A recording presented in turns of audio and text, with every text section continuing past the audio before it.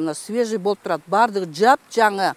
Булар ошо 9-июнда айткандан кийин, ошондон кийин чуркашып, булардын коркучулары кимдер келип, буларга ылайды шыбап, буларды жап-жашырууга аракеттенген, бирок болбой калган. Караңызчы мынакей.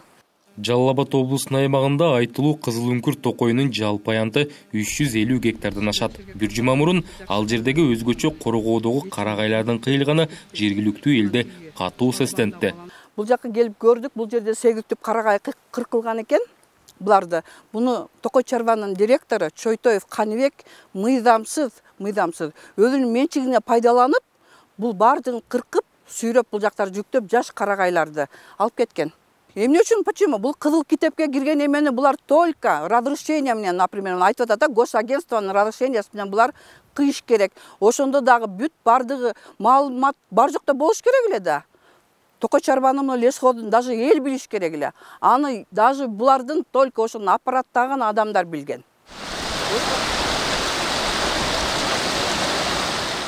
Ушул жылдын жазында Токойдо көчкү жүрүп, 40ка жакын карагайлар колап калган.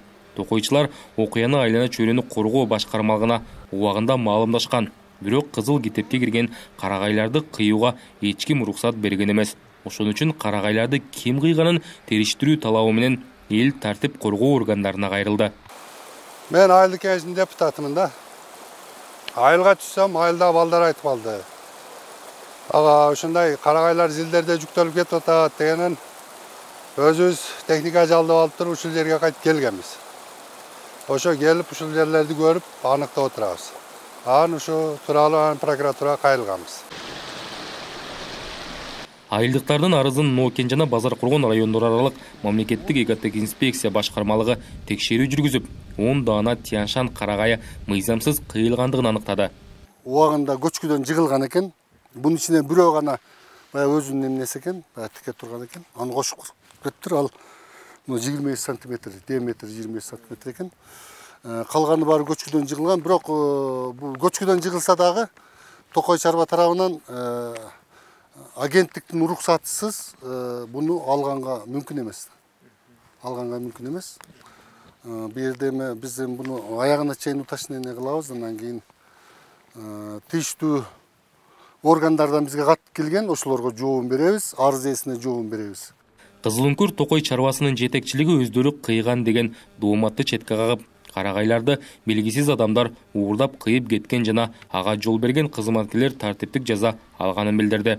Карагайды дагы мынакей 6 түппү, 7 түппү биз мунун барып туруп уурдап кеткен адамдардын жоопкерчиликтүү лесник, лесничий, инженер ОЗЛ деп коет, охрана защиты леса боюнча. Уларга дайындап 3 күн ичинде тапсаң таптың, таппасаң өзүңдүн эсебиңден төлөйсүн деп төлөттүк. Улардын далилдерин көрсөттү, андай мындай кыл деп талашпайм. Мен өзүмдүн чарбалык иштеримди кылышым мүмкүн. Мага жалгандан бирөө бир нерсени жабыштырса, мен аны эч качан келишпейм дагы. Кызыл үңкүр Токойунда 5000ден ашык эл жашайт. Эл Токойго жашай баштагандан бери карагай чердин саны азайып, айрым жерлери жайытка айланып кеткен. Токойду кышында отун үчүн кыюуда көнүмүш көрүнүшкө айланган.